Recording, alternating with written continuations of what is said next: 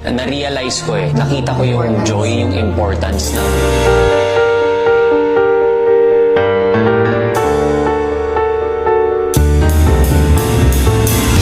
Oyo Boy Soto tuluyan ang nakipaghiwalay kay Christine Hermosa dahil sa natuklasang ngayon lang niya nalaman. Usap-usapan ngayon ang diumano'y pagkakaroon ng anak ni Dieter at Christine na halos pinag-usapan sa buong social media platforms.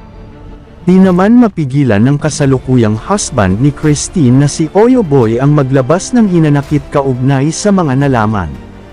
Bilang asawa ni Christine, masakit ito para sa kanya, ngunit mas minabuti ni Oyo na intindihin na lang ang mga nangyari dahil past naman ito ng nasabing actress at buong pusong tanggap naman ito ng nasabing aktor dahil nangingibabaw ang pagmamahal nito para kay Christine. Ang pagmamahal ni Oyo Boy ang kanyang naging sandigan para ipaglaban ang kanyang nararamdaman.